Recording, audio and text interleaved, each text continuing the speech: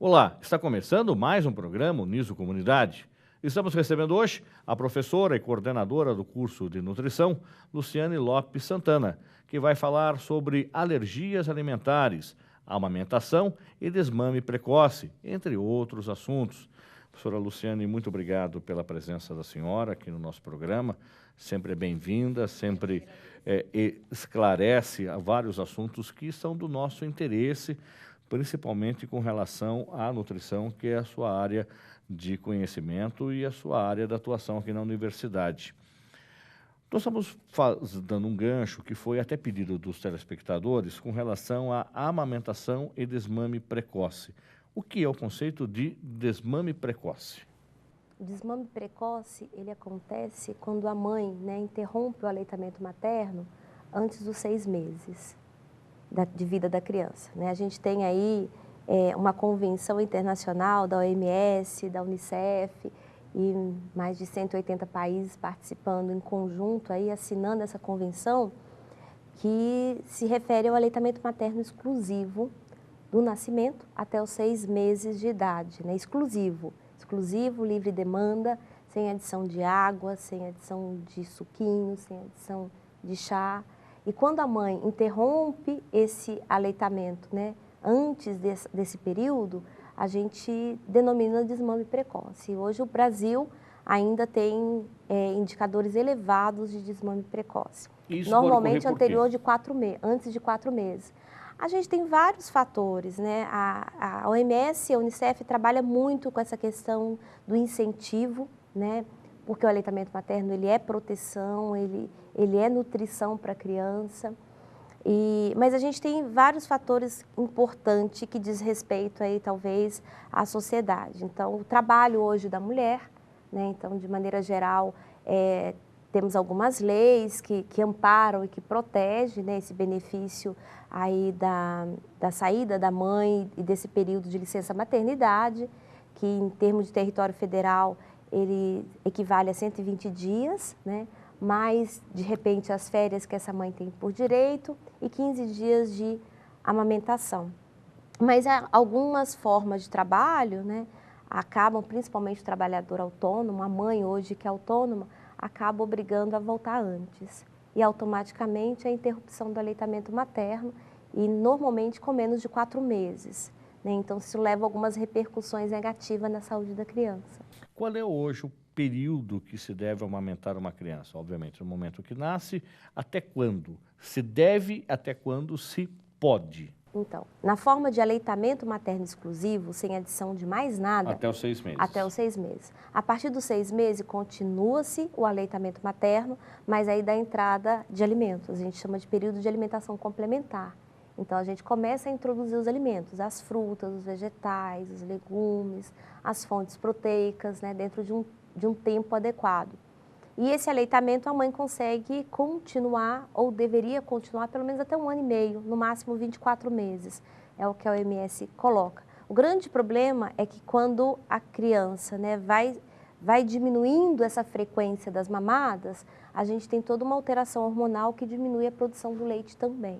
Então, no máximo que a mãe brasileira hoje tem conseguido, as que optam por continuar o aleitamento, com a introdução da alimentação complementar, é até 1 ano e 4 meses.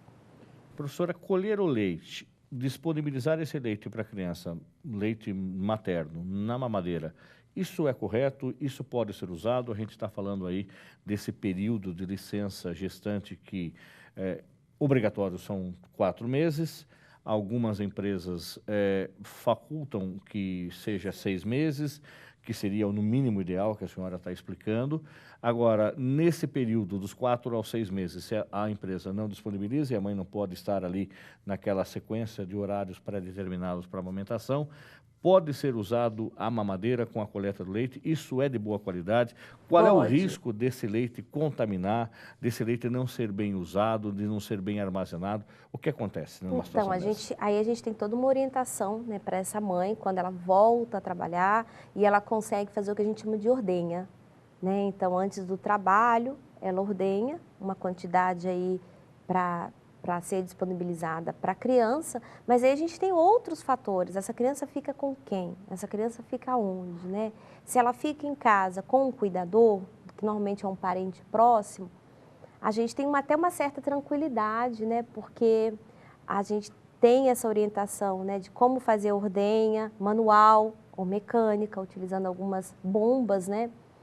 Uma vez que a mãe consegue ordenhar esse volume de leite, tem toda uma orientação com relação ao acondicionamento, né? Então, que tipo de material coloca, refrigeração até 12 horas, né? A gente tem esse cuidado.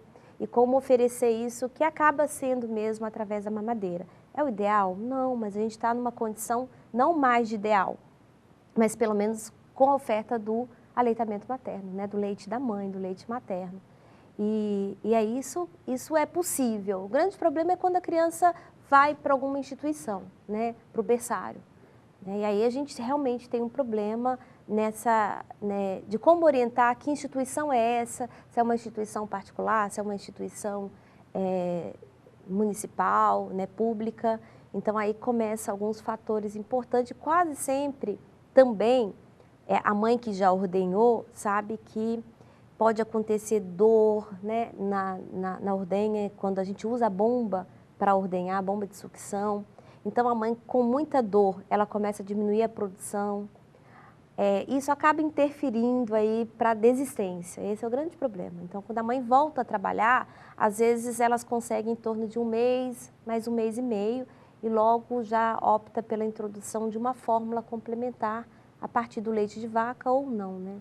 Falando nisso, qual é a forma complementar mais adequada? Isso é responsabilidade de um médico, do pediatra, normalmente, que vai sugerir para se dar, por exemplo, leite puro de vaca é uma opção. Dar, por exemplo, um leite de cabra, dar um leite em pó que pode substituir essa alimentação. Existe um complemento alimentar hoje que possa ser semelhante ou igual aos característicos do leite tanto o materno? pediatra quanto o nutricionista, eles podem ter, né, a gente tem essa prescrição, a gente consegue fazer essa prescrição, porque a gente trabalha hoje muito em cima disso também. A fórmula é na impossibilidade do aleitamento materno, né? A gente tem leis hoje que garantem isso e as empresas, os fabricantes aí, né, do aleitamento do aleitamento artificial, né, modificado, eles sabem disso e têm que respeitar essas legislações. Mas o nutricionista, ele consegue, ele tem, na verdade, atributos para fazer essa orientação, né? A Sociedade Brasileira de Pediatria sabe disso. Isso vem, inclusive, nas latas hoje, né, salvo prescrição do pediatra ou do nutricionista.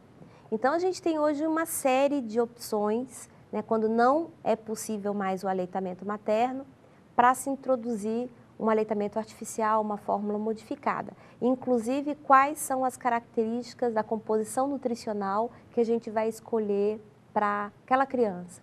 Então, normalmente, ainda a opção é a partir da proteína do leite de vaca, né, do leite da vaca. Mas aí se modifica tanto essa composição para se ajustar à criança dos 6 meses a 1 ano, né, as suas necessidades nutricionais de crescimento e desenvolvimento. E a gente tem uma série de opções, né, mas também tem uma série de variedades de preço. Então, o ideal, e o nutricionista tem essa orientação, não é orientar o nome da marca. Ele precisa fazer a orientação da composição da fórmula. E a gente chama fórmula de segmento, a partir dos 6 meses a 1 ano de idade. Aí cabe a esse nutricionista ter esse cuidado, ter esse bom senso, de estar optando aí pela escolha da composição de uma fórmula mais ajustada para aquela criança, que é diferente de uma criança que nasceu no tempo adequado, que é a criança a termo, vai ser diferente para uma criança prematura, vai ser diferente para uma criança que já apresenta, e o pediatra manda para a gente, né, um laudo ou de alergia, ou de intolerância, ou com a questão do refluxo, né, da regurgitação intensa. Então, a gente vai estar orientando conforme a condição de saúde da criança. Então, o nutricionista já entra, a partir do momento em que a criança nasce, já pode ser consultado um nutricionista paralelo ao pediatra para conhecer e saber dessas ações. Até porque a gente tem uma função muito importante de estar orientando a lactante, que é a mãe que está amamentando. Ela pode se alimentar, essa mãe precisa muito de orientação com relação ao aspecto né, da alimentação dela diária. Por quê? O gasto energético dela para a produção de leite é muito grande. E a gente tem hoje uma mídia que pressiona ao retorno do peso pré-gestacional rápido, né? A gente tem esse padrão de estética corporal que as mulheres buscam hoje a todo custo, e principalmente a mãe, né, que saiu aí de uma gestação, ela quer voltar ao peso rápido. E muitas delas acabam entrando em dietas restritivas num período onde a alimentação é fundamental para garantir o benefício também do leite, o benefício da sua composição de nutrientes. Se ela entra em dieta restritiva, a gente pode ter alteração de alguns nutrientes no leite e a criança não vai receber isso em quantidade adequada. Agora, uma curiosidade só, mas pode ser aí que são fábulas, que são coisas do senso comum. Tomar, por exemplo, aquela cerveja escura que aumenta a produção de leite, algumas bobagens ou de fato tem algum sentido? A gente tem muito nisso? mito, muito tabu, muita crendice nessa época, né? E é legal isso que você falou da mãe, né, da lactante, estar paralelamente fazendo a consulta com o nutricionista para a gente estar acompanhando ela e a criança e desmistificando esses tabus, né? Principalmente nesse período que é chamado período puerperal, né, em média 90 dias aí após o parto. Inclusive esse tabu, né? Esse tabu aí da cerveja, né, em relação à produção de leite. O que aumenta a produção de leite é a criança amamentar, a criança mamar. E principalmente quando ela faz a pega correta. Então, quando a criança consegue fazer a pega correta, né, da areola, do mamilo, com orientação da mãe, e se ela tem aí uma frequência de mamada em livre demanda, isso automaticamente a gente vai ter um aumento da produção do leite, né? É um controle hormonal e também emocional. O que vem a mais está representado pela alimentação saudável. Então, a questão do chocolate, a questão do café, a questão do leite, da cerveja, são tabus, são crendice. Álcool não se deve oferecer, né? A mãe não deve consumir o álcool durante o período da amamentação. A gente tem trabalho que mostra que, dependendo da carga do teor alcoólico, passa pela secreção láctea. Cigarro, jamais. Nicotina, tabaco, nem pensar. E medicamento é outra coisa que o pediatra trabalha muito, né? Quais são os medicamentos que são permitidos ser usados durante o período da lactação? Porque dependendo da solubilidade da molécula, do peso molecular, da carga de concentração do fármaco, isso pode passar para a secreção láctea e a criança acaba recebendo isso. Agora, por que acontece, professora Luciana, não sei se é da área do conhecimento da senhora, de algumas mães não produzirem leite? Existe, tecnicamente falando, não produzir, a criança não pega porque a mãe não tem leite? Então, existe uma possibilidade... possibilidade... isso tem a ver com a nutrição? A gente parte do princípio que toda mãe é capaz de amamentar. E é verdade, toda mãe. Eu tenho uma experiência de amiga minha que é estéril, né, não conseguiu gestar. E a adoção aconteceu aí quando a criança estava no 3º dia, o 4º dia de vida. Então, ela tirou a criança do hospital, né, no processo de adoção. Adotou uma criança. Adotou. E durante 40 dias ela conseguiu amamentar. Né? Então, para você ver que todo mundo que é possível amamentar, mesmo que ela não tenha passado pelo período da gestação fisiológica. Ela gestou essa criança a partir do momento que ela sabe que era possível a adoção dela, né? E todo o trâmite que acontece aí na questão da adoção.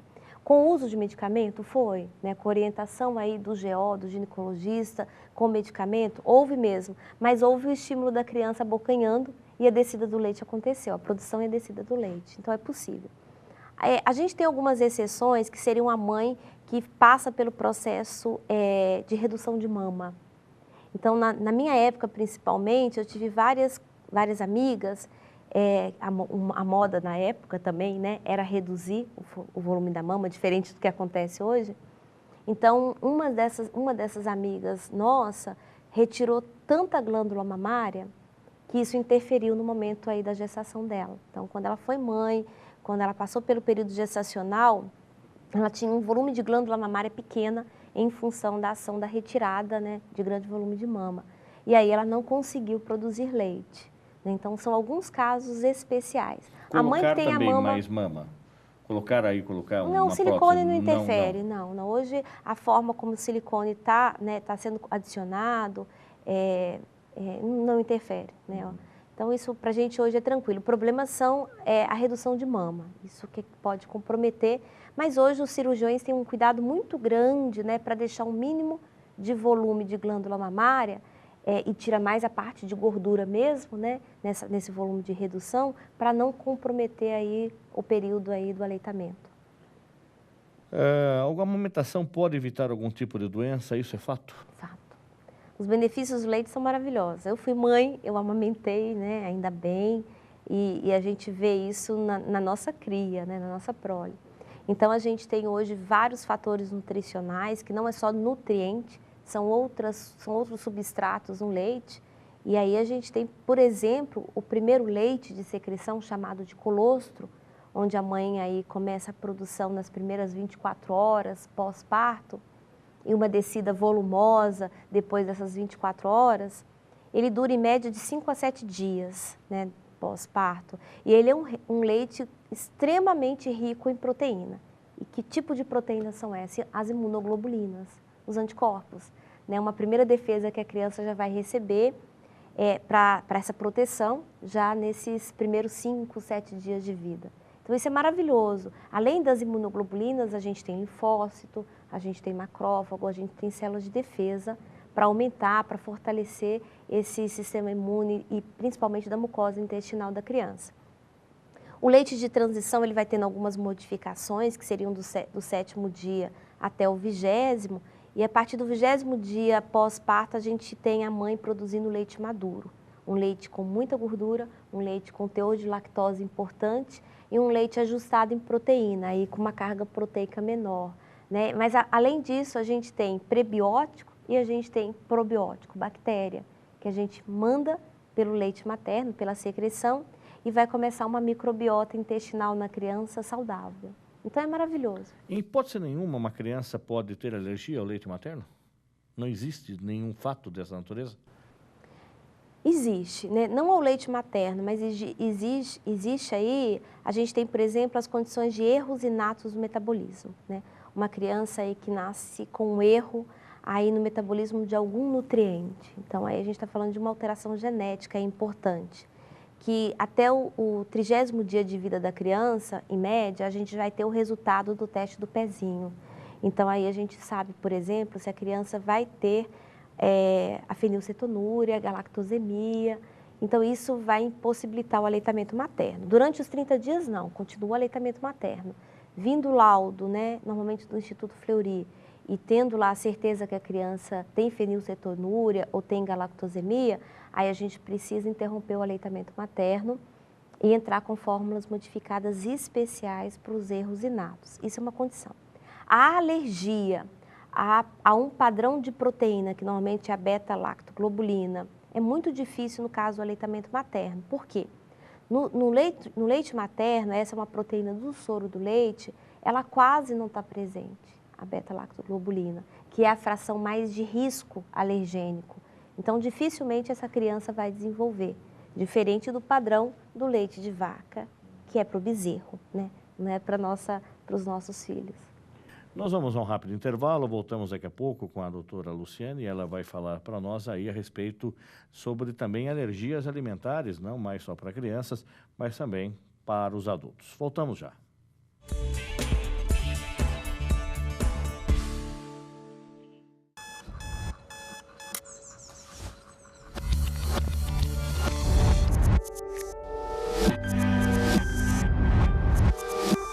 O mundo só faz sentido quando você muda junto com ele.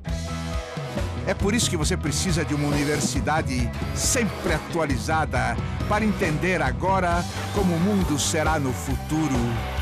Uniso, seu futuro começa hoje. Inscreva-se.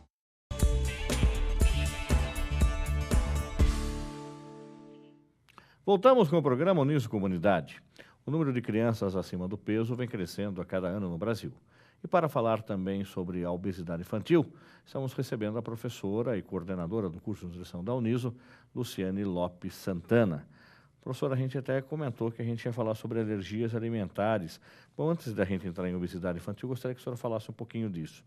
A senhora deu uma introdução com relação à possibilidade de uma criança ter aí alguma alergia, que isso é detectado nos primeiros 30 dias de vida, e aí isso acaba sendo sanado por um outro tipo de alimentação. parece ser mais comum agora casos que a gente sabe de crianças que têm problemas de alergias alimentares ou sempre existiram esses casos? Então, só voltando lá em relação ao aleitamento artificial.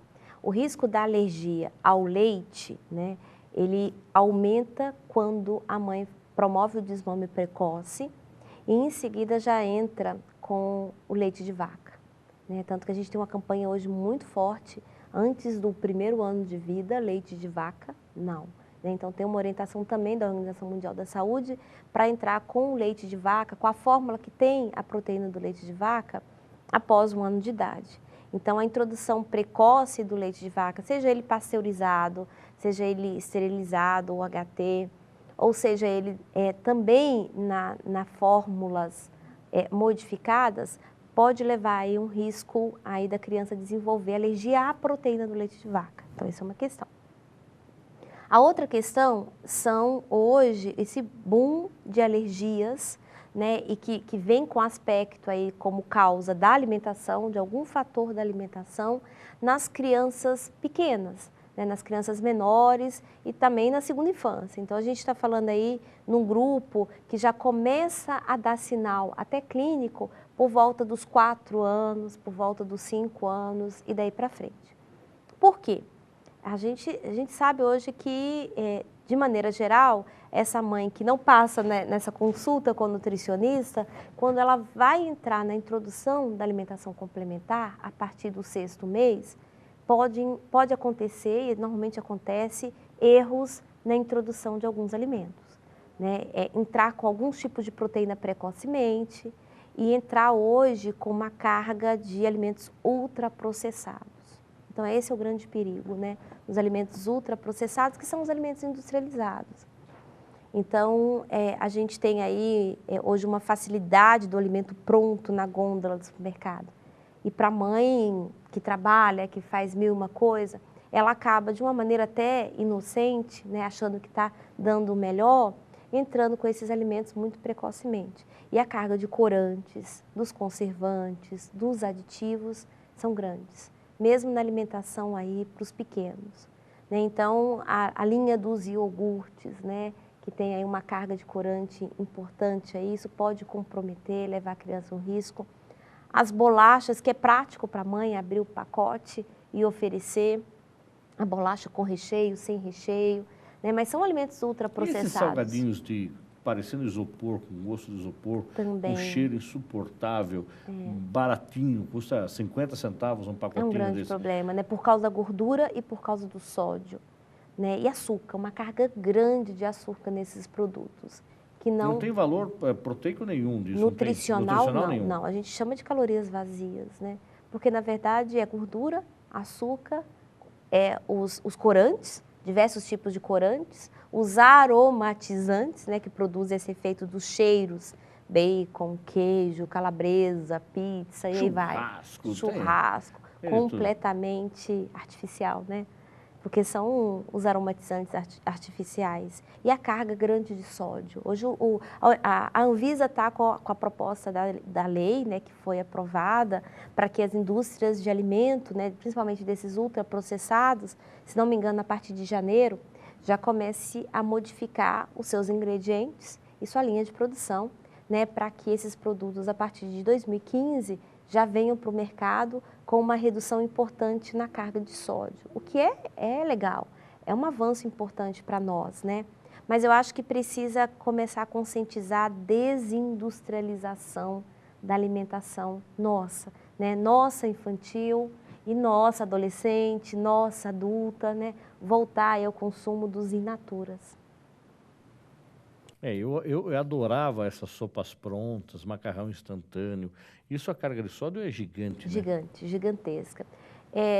De vez em quando a mídia traz, né, algumas reportagens aí, a gente tem aí, falando aí de programas, a Globo, a Record, a SBT, a mídia aberta aí, né, da televisão, que traz algumas coisas a respeito aí do sódio. Então, eles vêm com algumas comparações aí, fazendo analogia desse macarrão instantâneo, das sopas prontas, o quanto de teor de sódio que o indivíduo vai estar consumindo ao dia e durante o mês, se isso tem uma certa frequência, né, na vida dele.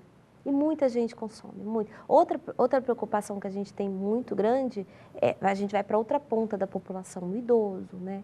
Porque o idoso que mora sozinho, ele tem uma dificuldade muito grande, né, motora, sensorial, e para a questão de fazer o alimento em casa, né, realizar a preparação do alimento in natura. Então, a gente tem hoje uma população idosa que mora sozinha, que vai para o mercado e investe nesses alimentos industrializados. Traz tudo pronto, congelado ou mesmo já pronto. Então, eles acabam tendo também uma ingestão grande de açúcares simples, né, de gordura saturada, de sódio e de corante, numa fase da vida onde a gente também tem uma preocupação muito grande com o consumo alimentar. O que está consumindo?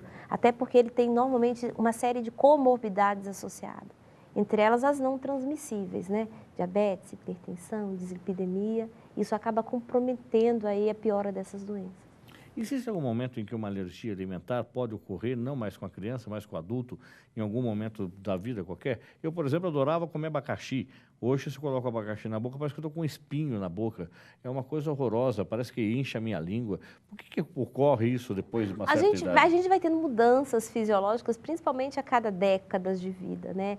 E isso é interessante. A cada década, em média, tem trabalhos mostrando o ser humano muda um pouco, né, o seu paladar, né, a ação de papilas mesmo aí da língua, da cavidade oral, a gente vai tendo mudança de paladar.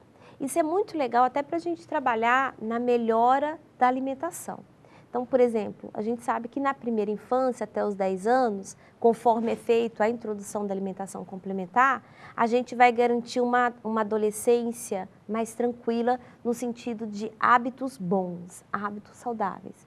Então, a mãe que trabalha na primeira infância e até os 10 anos de idade, com refeições saudáveis, com a presença da fruta, né, principalmente aí no volume de 300, 400 gramas ao dia, que dá umas 4 porções de frutas ao dia, com verdura, né, na forma de salada, crua, com uma variedade muito grande na alimentação dessa criança de vegetais, com escolha proteica saudável, carnes mais magras, formas de preparo saudável e menos alimentos ultraprocessados, a gente sabe que ele vai ser um adolescente que, por mais que venha tomar refrigerante, que goste de bala, que goste, né, de alguma coisa doce, ele ainda está dentro da linha do saudável. Ele ainda vai jantar, ele ainda vai almoçar, ele ainda vai preferir alguns alimentos. Quando isso não acontece na primeira infância, é muito provável que esse adolescente entre na linha dos fast foods, né? Que goste de lanches rápidos, que tenha preferência por uma dieta muito monótona, né? Só alguns padrões de alimentos e não mais outros. E isso acaba perpetuando na vida de adulto. E quando adulto e pai de uma criança, ele acaba também trazendo esses hábitos ruins para a vida do pequeno. Então, vai sendo um ciclo vicioso. Por isso que a presença do profissional nutricionista orientando a mãe lactante e essa mãe que começa a introduzir o alimento na vida da criança, né, nessa fase aí de lactente, pré-escolar, é muito importante. Senhora Luciane, como é que a gente pode notar que uma criança está ficando obesa? E aí procurar um profissional de nutrição, um pediatra, para poder fazer orientação. O fofinho, olha que fofinho, até que ponto o fofinho é bonitinho e não é doentinho? O bebê fofinho alimentado ao seio, até os 6 meses, e normalmente vocês vão ver que algumas crianças ganham peso, né, em gordura, isso é uma reserva de energia que ele está armazenando para o primeiro estirão, que acontece aí a partir de 1 ano e meio, 2 anos, né? Então ele guarda, ele acumula energia na forma de gordura também e ele usa essa energia para ele esticar. Perfeito. Agora o fofinho com leite de vaca, com acréscimo de açúcar, com acréscimo de farináceo, ele já pode estar no primeiro ano de vida multiplicando células gordurosas.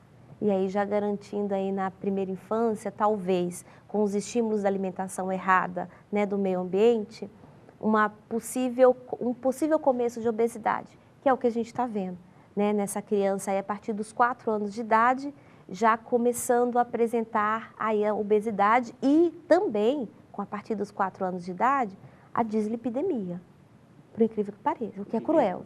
as alterações de lipídio no sangue. Então, a gente já tem criança com 4, 5 anos de idade que já apresenta uma hipertrigliceridemia, já um colesterol elevado, uma alteração da carga glicêmica. Então, a gente já tem uma preocupação. Com 4, 5 anos, mas foi ela? Foi a opção dela? Não, não foi, né? Porque ela não escolhe o que comprar, ela não vai para o fogão preparar, né? Então, a gente sabe que os pais aí têm um papel muito importante nesse conceito em casa de trazer o alimento saudável, de oferecer esse alimento, né? De brincar com esse alimento de diversas formas para ser divertido, para ser gostoso, para ter variedade, né? Para ser prazeroso. Isso é importante. E a criança tem os pais como modelo, né? Então, essa criança aí, a partir dos 3, 4 anos, ela está observando o prato do pai, até antes, porque eles são super espertos, né, hoje.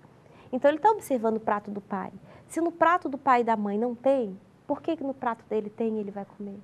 Né? Então, a gente tem os pais como modelo, sempre, durante a vida inteira. Mas nessa primeira infância, isso é muito importante. Então, é legal a mãe parar, o pai parar, a família parar e brincar com a refeição. Né? Brincar com a refeição no sentido de vamos fazer a refeição junto, sempre que possível, ou o café da manhã, ou o almoço, ou o jantar.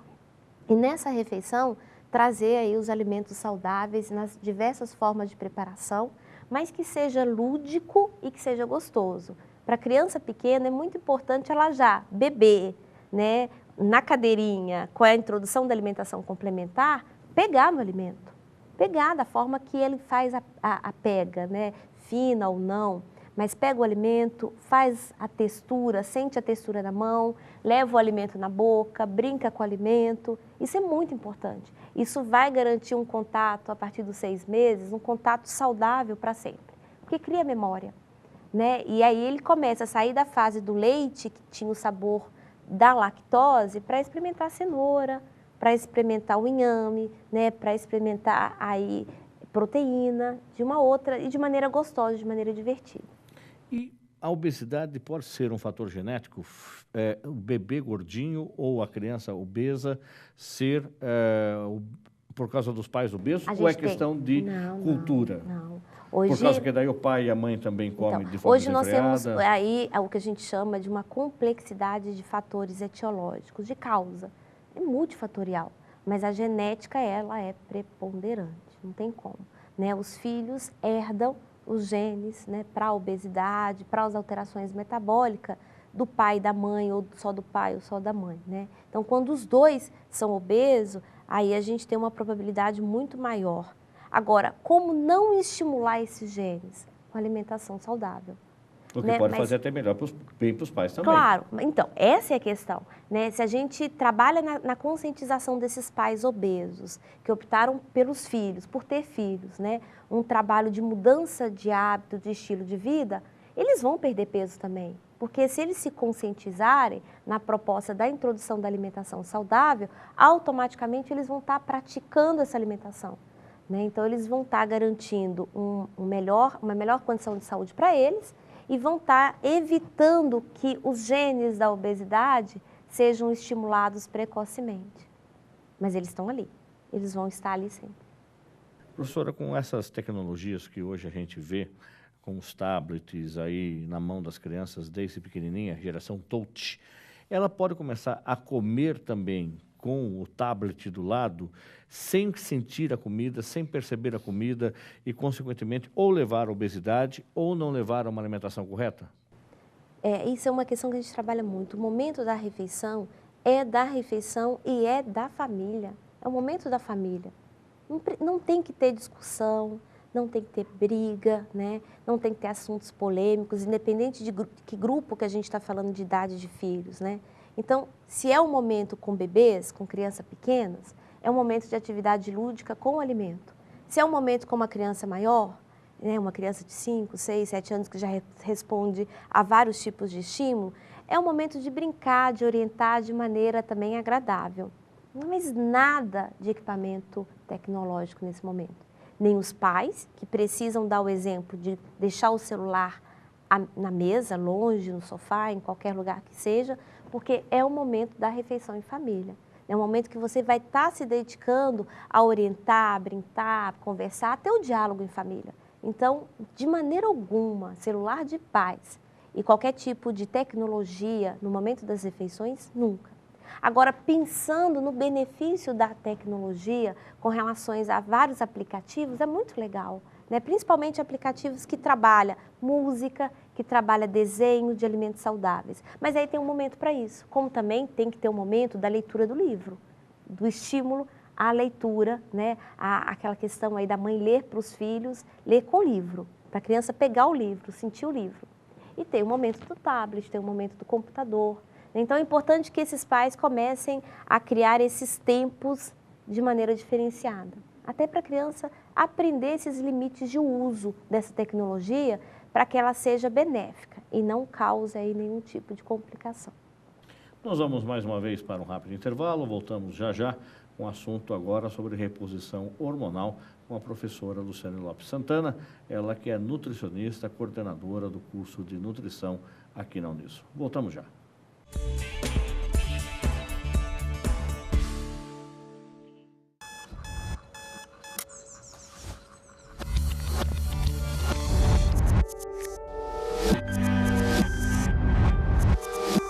O mundo só faz sentido quando você muda junto com ele.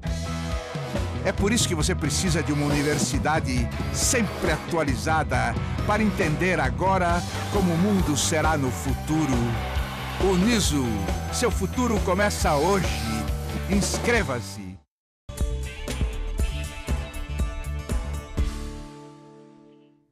Voltamos com o programa Uniso Comunidade. Estamos recebendo a professora Luciane Lopes Santana, coordenadora do curso de nutrição da Uniso.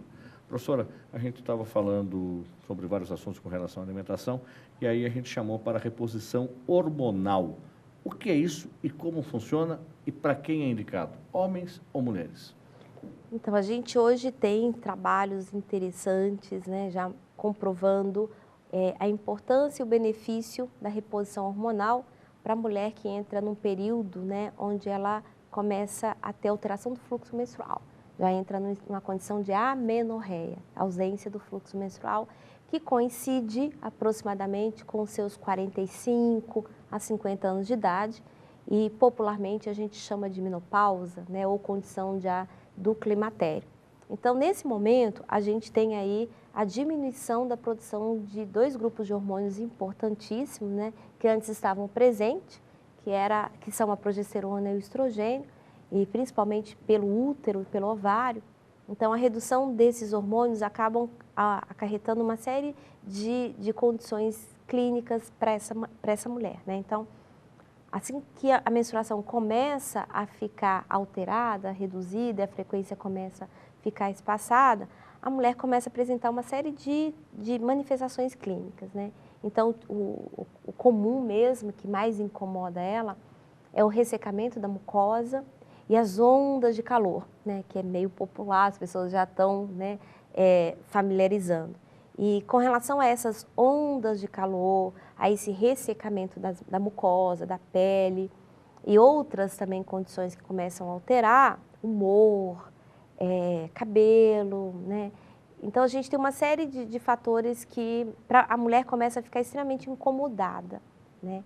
Então, aí a gente tem hoje a orientação da reposição hormonal, o hormônio sintético, e aí dependendo do ginecologista, ele vai estar avaliando as condições de saúde ginecológica dessa mulher e ele vai estar recomendando um tipo de reposição hormonal, hormônio sintético, para ela, que deve ser individualizado, isso que é importante. A gente não deve começar a fazer o que é muito senso comum no brasileiro. Você está tomando o quê? Né? Então vou comprar esse medicamento e vou tomar, porque para mim vai diminuir as ondas de calor. A comadre explicando, a vizinha de muro, não adianta. Os amigos, estou tomando isso, meu médico receitou isso, e está sendo bom, diminuiu as ondas de calor, eu estou me sentindo mais hidratada e assim por diante. Então isso não é legal. O legal é você estar, né, indo ao seu ginecologista de confiança, seu médico, fazendo toda essa avaliação ginecológica, né, sérica, imagem, todos os recursos que a gente tem para ele chegar num produto, né, num hormônio sintético adequado. O que a gente tem também hoje interessante é mostrando que né, isso é bem controverso, mas que essa reposição sintética, ela deve durar no máximo 5 a 6 anos. Né? Mas tem muitas mulheres que após fazer o uso desse período, ainda continua tendo sintomas muito intensos, o que causa um mau humor extremo nessa mulher. Então, ela acaba voltando para a reposição até de uma maneira inapropriada, porque aí sem a orientação. Mas aí a gente vai tendo tempo cumulativo desse hormônio sintético no organismo e algumas pesquisas já mostraram o risco de câncer de mama, por exemplo. Então, a reposição tem que ser orientada pelo médico, isso é um fator importante que a gente precisa orientar. Fora o medicamento sintético, a gente tem aí alguns trabalhos com fitoterápicos que mostraram benefícios para alguns grupos de mulheres. Então, a gente tem o trabalho mais clássico são os fitoestrógenos da soja, né? As isoflavonas, os flavonoides. Então, na soja a gente tem um composto importante que é a isoflavona e que foi hoje já, né, sintetizado, a gente vende-se em cápsula, na dose em torno de 40 miligramas até 40, 60 miligramas, e que para algum grupo de mulheres, o uso, né, desse fitoestrógeno diário mostrou benefícios para a redução aí de alguns sintomas. Outras mulheres sentiram benefício, por exemplo, com o óleo de prímula, né, uma composição de gordura diferenciada que também melhora alguns sintomas, entre eles aquela onda clássica de calor. Em relação a alimentos, a gente tem aí trabalhos muito legais com o repolho roxo, com a couve de Bruxelas e com o melão. Né, o melão aí com um alimento interessante para as mulheres, independente de estar na menopausa ou não, né, estar na sua vida ainda hormonal ativa, como tendo fatores importantes para a prevenção desses sintomas ruins, principalmente as ondas de calor. Então, tem alguns trabalhos mostrando algumas coisas interessantes. A soja, porque a gente já tem dados aí mais comprovados, mas não é em todas as mulheres que se consegue esses benefícios. Então, a alimentação também pode ser importante, e ela é importante nessa fase da vida, a senhora está dizendo da mulher e do homem. Então, o homem a gente tem aí a chamada andropausa, né? Que está sendo hoje mais focada, mais estudada. Ainda não temos trabalhos aí com relação a alimentos que possam melhorar essa saúde hormonal do homem a partir dos seus também 45 anos, que já começa a apresentar. Se bem que essa andropausa é até um pouquinho mais distante. A nossa preocupação hoje, e na verdade a gente está no novembro azul, né, novembro blue, que se discute, se estimula os cuidados à saúde do homem, principalmente a nossa campanha, o foco é a prevenção do câncer de próstata, né, que é os indicadores mais prevalecentes na saúde do homem. Então, a gente tem alguns alimentos que a gente, de maneira geral, o benefício da mulher também vai ter o benefício do homem, mas não temos especificadamente alimentos, orientações, quantidades que falam assim, melhora esse caráter hormonal nesse período da andropausa. Ainda a gente está engatinhando nessa fase aí da saúde do homem, né? Até que entrou aí na mídia a ideia de se discutir o novembro como o novembro da saúde do homem, não tem muito tempo, isso é recente, as campanhas aí, né, de prevenção e de combate ao câncer de próstata. Mas tem vários nutrientes que hoje estão envolvidos aí na melhora da saúde e da prevenção da hiperplasia prostática benigna, que é muito comum no homem a partir dos 65 anos e que pode ter caráter também de malignidade. Professora, a gente, com todas as informações que a senhora está passando, a gente percebe qual é a importância do profissional da nutrição hoje na vida das pessoas, no cotidiano das pessoas. O que era uma eventual indicação de um médico, hoje ele pode e deve ser um trabalho constante e permanente na vida de qualquer um de nós. E o curso de nutrição da Uniso, que a senhora coordena, passa toda essa formação para o aluno durante esse período do curso, com dezenas de matérias teóricas e práticas? Então, a gente tem hoje uma matriz, né, curricular ajustada aí em relação aos outros cursos que a gente tem espalhado no Brasil, e bem interessante também nesse aspecto, porque a gente traz aí os tripés da nutrição, né, saúde pública, a saúde de coletividade, a produção de alimentos para a coletividade, e também a saúde clínica, né, a nutrição clínica. Mas também a gente entra com a questão da merenda escolar, né, que faz parte aí da saúde pública. A gente entra com o esporte, com a nutrição no esporte. Então, a gente tem uma frente, né, de componentes curriculares que permite ao aluno adquirir esses conhecimentos importantes para ele sair um profissional capacitado, habilitado, com competências, né, com habilidade para exercer. Mas também a gente orienta a não parar na graduação. Então, isso é importantíssimo, né? Até porque ele sai com várias habilidades diferentes. Um clínico geral. Né? Ele sai um clínico geral, um nutricionista geral. Só que a gente percebe pelo perfil do nosso aluno que alguns têm mais habilidade para a criança, para a saúde da criança. Outros têm mais habilidade para a saúde do idoso. Outros têm mais habilidade para a nutrição no esporte. Outros para controle de qualidade, para a indústria na tecnologia de alimentos.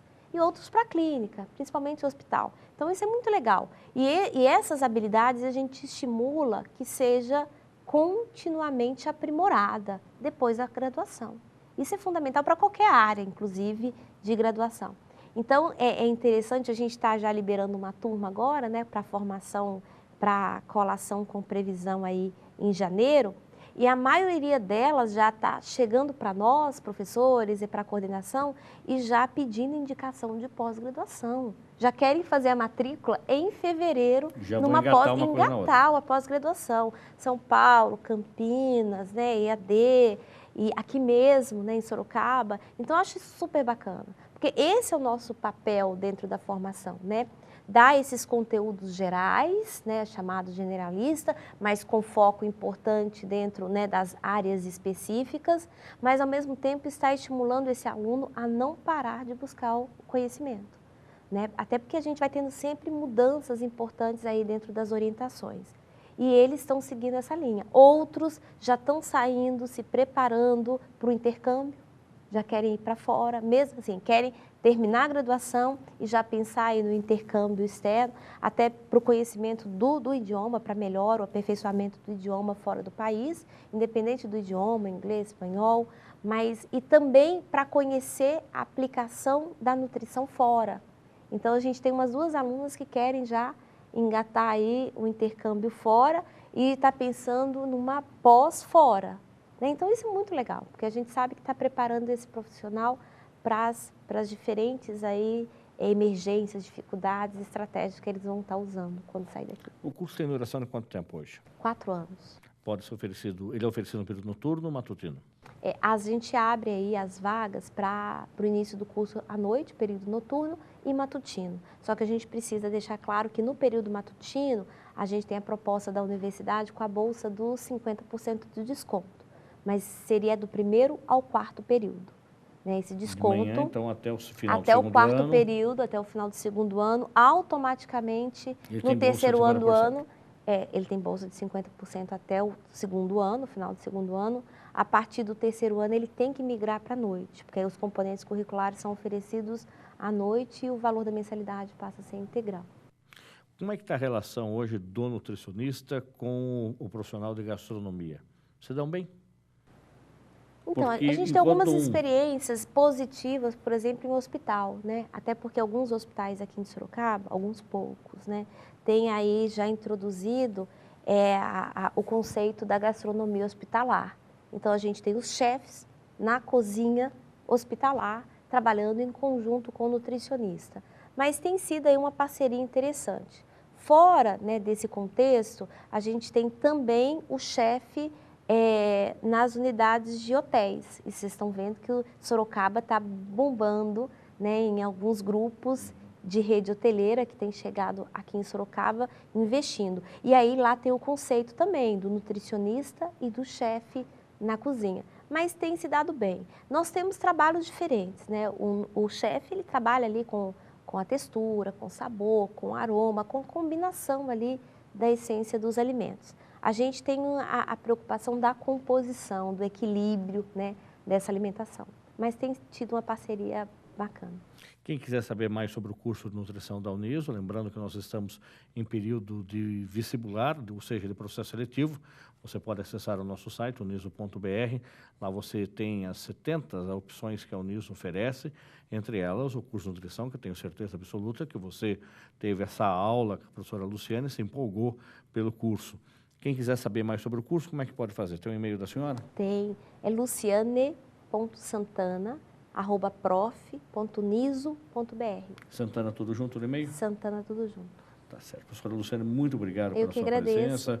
Sucesso nas atividades que a senhora desenvolve. Parabéns pelo trabalho que realiza aqui na Uniso. Muito obrigada. Espero estar numa próxima. Com certeza.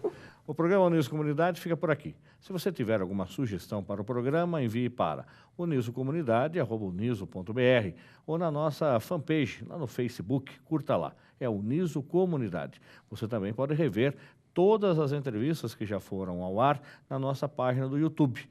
É só procurar por Uniso Comunidade. Agradecemos sua audiência e até o próximo programa. Até lá!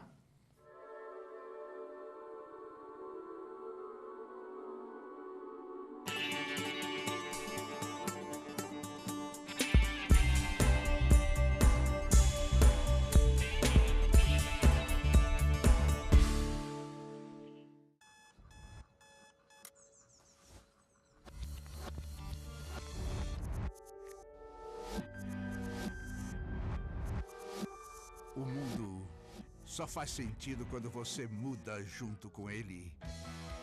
É por isso que você precisa de uma universidade sempre atualizada para entender agora como o mundo será no futuro. Uniso, seu futuro começa hoje. Inscreva-se.